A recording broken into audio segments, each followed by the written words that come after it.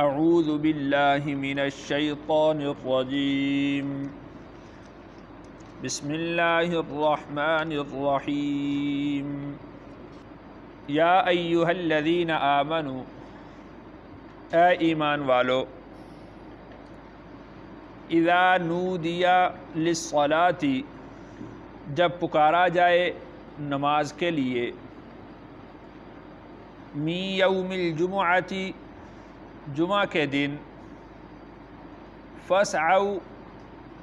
تو دوڑ لگاؤ الی ذکر اللہ اللہ کے ذکر کی طرف وذروا البیع اور چھوڑ دو تجارت ذالکم خیر لکم یہ بہتر ہے تمہارے لیے ان کنتم تعلمون اگر تم جانتے ہو۔ ما قبل آیات کے ساتھ ان کی مناسبت یہ ہے کہ اس سے پہلے اللہ تعالیٰ نے یہود کا ذکر کیا تھا اور یہودیوں نے دنیا کے عارضی نفع کی خاطر آخرت کا دائمی نفع چھوڑ دیا اور اللہ کی آیات کو چند پیسوں کے عوض میں بیچ دیا، تو گویا کہ انہوں نے دنیا کا تھوڑا سا نفع حاصل کیا اور اللہ کی آیات پر عمل کر کے جو آخرت کا دائمی نفع تھا اس کو چھوڑ دیا۔ تو اہل ایمان کو اس بات کی طرف متوجہ کیا گیا ہے کہ جب بھی اس طرح کا تقابل آئے کہ جہاں پر دنیا کا عارضی اور سطحی نفع ہو اور دوسری طرف آخرت کا دائمی نفع ہو، تو تم کبھی بھی یہود کی روش اختیار نہ کرنا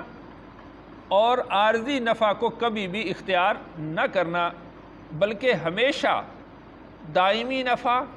اور آخرت کے نفع کی طرف دھیان اور توجہ رکھنا اور اس کو اختیار کرنا۔ اس کے لیے ایک واقعہ پیش آیا کہ رسول اللہ صلی اللہ علیہ وسلم جمعہ کا خطبہ ارشاد فرما رہے تھے، تو آپ علیہ الصلاۃ والسلام کی صحبت یہ دائمی نفع ہے، آخرت کا نفع ہے، اور یہ اتنا بڑا شرف اور اتنی بڑی یہ بزرگی ہے کہ بعد کی کوئی شرافت اور بزرگی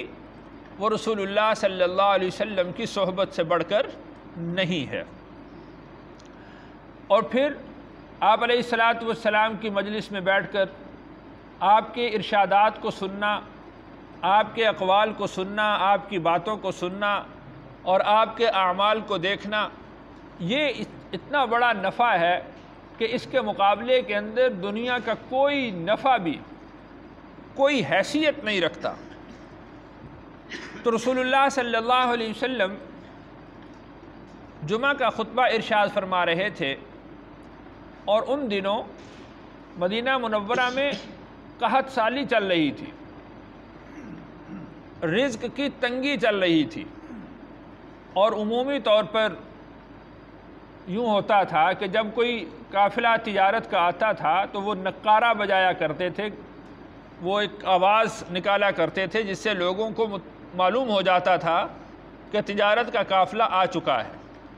تو لوگ پھر اس تجارت کے لیے جاتے تھے، کچھ چیزیں خریدی، کچھ فروخت کی۔ تو رسول اللہ صلی اللہ علیہ وسلم جمعہ کا خطبہ ارشاد فرما رہے تھے، تو اسی طریقہ سے نقارہ بجا، تو رزق کی تنگی کی وجہ سے کچھ لوگ ایسے تھے جو آپ علیہ الصلوۃ والسلام کے پاس سے اٹھ کر چلے گئے، اور انہوں نے سوچا کہ جا کر ہم کچھ تجارت کر لیتے ہیں، کچھ چیز خرید لیتے ہیں، اس لیے کہ جیسے قحط کا زمانہ ہے اور سارے لوگ خرید لیں گے، شاید ہمیں اس میں سے کوئی جو ہے وہ گندم، کوئی گیہوں، کوئی چیز جو کھانے کے لیے ہو وہ ہمارے لیے نہ بچے، ہم نہ اس کو خرید سکے۔ وہ چلے گئے، تو دیکھیں کہ یہ دنیا کا عارضی نفع تھا، تھوڑی دیر کے لیے اب جو آدمی غلہ خریدے گا وہ کتنا عرصہ چل جائے گا؟ وہ کچھ ہی عرصہ ہے، لیکن ادھر رسول اللہ صلی اللہ علیہ وسلم کی صحبت تھی، آپ علیہ السلام خطبہ ارشاد فرما رہے تھے، آپ کی باتیں تھیں، تو یہ دائمی نفع تھا۔ تو انہوں نے بھی اس طرح کیا کہ عارضی نفع کو اختیار کیا، تو پھر اللہ تعالیٰ نے احکامات نازل فرمائے کہ آئندہ ایسا نہ ہونا پائے، اور یہ تمہارے حق میں بہتر ہے کہ جب اذا نودی للصلاۃ، جب نماز کے لیے آواز دی جائے، من یوم الجمعۃ، جمعہ کے دن، فاسعوا الی ذکر اللہ وذروا البیع، تو پھر تم اللہ کے ذکر کی طرف دوڑو اور بیع کو ترک کر دو۔ فاسعوا الی ذکر اللہ، اللہ کے ذکر کی طرف دوڑو، تو ذکر اللہ سے مراد خطبہ جمعہ ہے اور نماز اس کے تابع ہے۔ وذروا البیع، اور تم بیع کو ترک کر دو، خرید و فروخت کو چھوڑ دو۔ تو خطبہ کے وقت میں خرید و فروخت کرنا حرام ہے، ممنوع ہے، ناجائز ہے۔ اس وقت جو مال کمایا ہوگا وہ بھی حلال اور جائز نہ ہوگا، اس لیے کہ عام نماز میں تو جماعت دوبارہ بھی مل سکتی ہے، لیکن خطبہ جمعہ اس وقت چونکہ صرف رسول اللہ صلی اللہ علیہ وسلم ہی دیا کرتے تھے، تو خطبہ جمعہ تو وہ دوبارہ میسر نہیں ہو سکتا، تو اس وجہ سے خطبہ جمعہ یا جمعہ کی نماز کا حکم وہ عام نمازوں کے حکم جیسا نہیں ہے۔ تو نودی للصلاۃ، جب نماز کے لیے بلایا جائے، تو اس سے مراد جو اذان ثانی ہے، جو خطبہ سے پہلے اذان دی جاتی ہے، وہ مراد ہے۔ یعنی جو پہلے اذان دی جاتی ہے جس میں مقصد جمعہ کی تیاری کرنا ہوتا ہے، اس سے وہ مراد نہیں ہے کہ اس پہلی اذان کے بعد خرید و فروخت منع ہو، یہ منع نہیں ہے، بلکہ نودی للصلاۃ من یوم الجمعہ سے مراد وہ اذان ہے کہ جو خطبہ سے پہلے دی جاتی ہے۔ تو خطبہ سے پہلے جو اذان دی جاتی ہے، اس کے بعد سوائے جمعہ کے اور کوئی کام کرنا بھی جائز نہیں ہے۔ تو ارشاد فرمایا کہ فاسعوا الی ذکر اللہ، تم اللہ کے ذکر کی طرف دوڑو۔ تو دوڑنے سے مراد وہ چستی کے ساتھ، تندہی کے ساتھ نماز جمعہ کی تیاری کرنا ہے، نماز جمعہ کی طرف آنا ہے، ورنہ وقار اور سنجیدگی کو ملحوظ خاطر رکھتے ہوئے مسجد کی طرف آنا چاہیے۔ تو دوڑنے سے مراد، دوڑ لگانے سے مراد یعنی یہ کہ باقی سارے کام چھوڑ دیے جائیں اور صرف جو ہے نماز جمعہ کی تیاری کی جائے اور نماز جمعہ کے لیے آیا جائے۔ ذالکم خیر لکم، یہ تمہارے حق میں بہتر ہے، ان کنتم تعلمون، اگر تم اس بات کو جانتے ہو۔ یعنی رسول اللہ صلی اللہ علیہ وسلم کی صحبت سے تمہیں آخرت کا فائدہ ملے گا، اور ہو سکتا ہے کہ تم جو تجارت کی غرض سے گئے ہو، خرید و فروخت کی غرض سے گئے ہو، اس سے دنیا کے اندر کچھ فائدہ مل جائے، لیکن تمہارے حق میں یہ بہتر ہے کہ تم رسول اللہ صلی اللہ علیہ وسلم کی صحبت میں آؤ، اور اسی طریقہ سے جو ہے وہ خطبہ جمعہ سنو، نماز کی ادائیگی کرو۔ تو خطبہ جمعہ کا سننا اور نماز کی ادائیگی کرنا یہ بھی آخرت کا فائدہ ہے، اور جو فائدہ دائمی ہے، تو یہ تمہارے حق میں بہتر ہے جو تم دائمی فائدہ حاصل کرو۔ فَإِذَا قُضِيَتِ الصَّلَاةُ، اور پھر جب ادا کر دی جائے نماز، فَانْتَشِرُوا فِي الْأَرْضِ، تو پھر تم زمین میں پھیل جاؤ۔ یہود کے لیے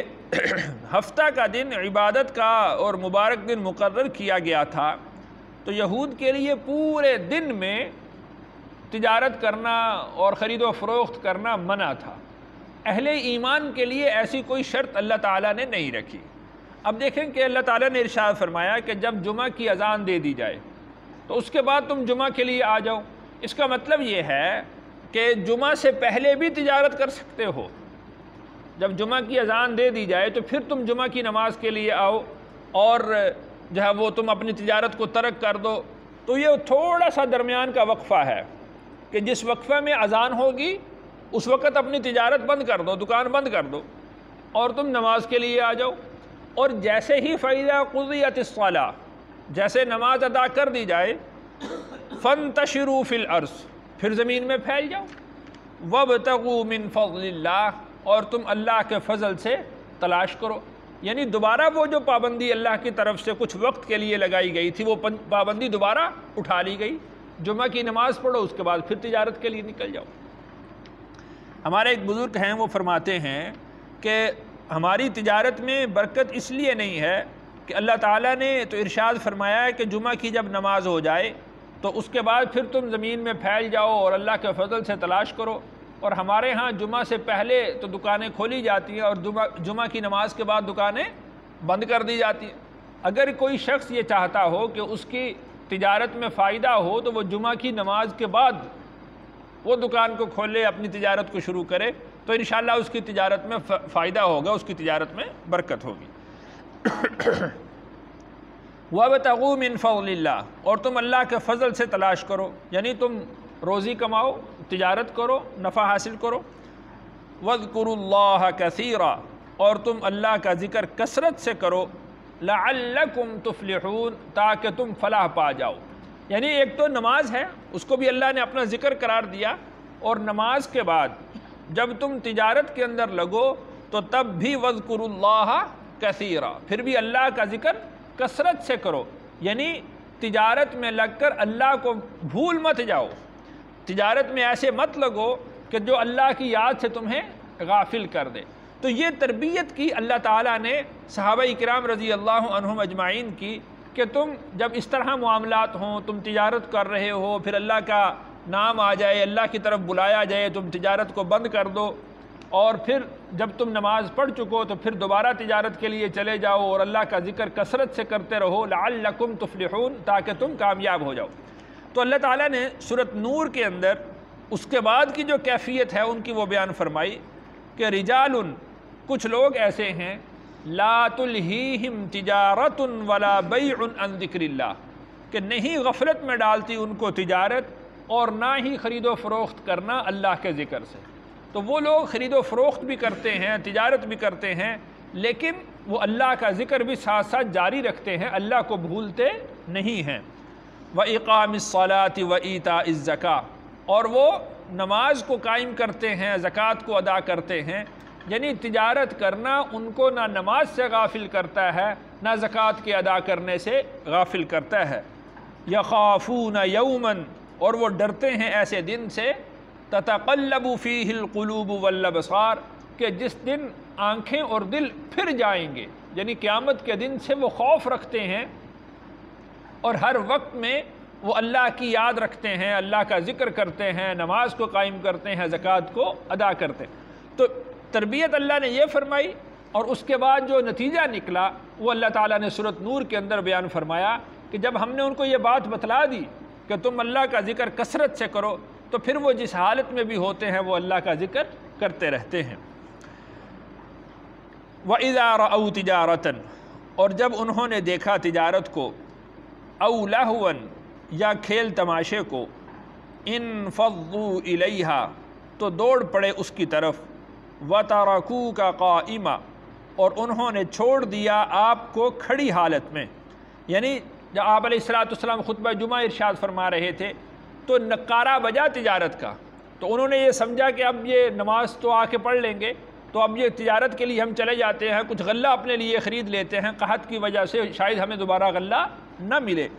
تو وہ چلے گئے۔ یہ کچھ لوگ گئے تھے، اور باقی صحابہ کرام رضی اللہ عنہم اجمعین وہ آپ علیہ السلام کے پاس بیٹھے رہے، آپ کی صحبت میں رہے، مجلس میں رہے۔ قُلْ مَا عِنْدَ اللَّهِ، آپ فرما دیجئے جو اللہ کے پاس ہے، یعنی آپ علیہ السلام کی صحبت سے جو اجر ملنے والا ہے آخرت کا، خیر، وہ بہت بہتر ہے، من اللہو ومن التجارہ، لہو سے اور تجارت سے۔ یہ جو نقارہ کی آواز تھی، بعض مفسرین کرام نے فرمایا کہ اللہ تعالیٰ نے اس کو لہو قرار دیا ہے، یعنی فضول کام ایک قرار دیا ہے، اور لہو کہتے ہیں اس کو کہ جو اللہ کی یاد سے غافل کر دے، اس کو لہو کہتے ہیں۔ تو جو چیز بھی ہو جو اللہ کی یاد سے غافل کر دے، اللہ سے دور کر دے، وہ لہو کے اندر شامل ہے۔ تو وہ جو نقارہ تھا اصل میں وہ سبب بنا تھا کہ وہ صحابہ کرام جو ہے وہ مسجد سے اٹھ کر تو وہ تجارت کی غرض سے چلے گئے، تو اس کو اس وجہ سے لہو قرار دیا۔ واللہ خیر الرازقین، اور اللہ تعالیٰ بہترین رزق دینے والے ہیں۔ یعنی تم اس خوف سے گئے ہو کہ غلہ ختم نہ ہو جائے اور پھر ہمیں غلہ کہاں سے ملے گا، تو تمہیں اللہ پر بھروسہ رکھنا چاہیے، اللہ کی طرف دھیان رکھنا چاہیے کہ وہی وہ ذات ہے جو رزق دینے والی ہے۔ وہ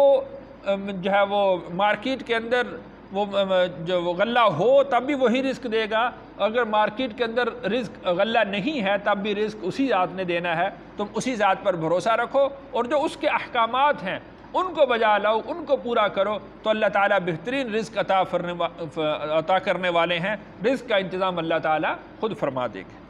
یہاں پر سورۃ الجمعہ ہماری مکمل ہوئی۔ اللہ تعالیٰ سے دعا ہے اللہ تعالیٰ اس کے فیوز و برکات سے ہمیں مستفید فرمائے۔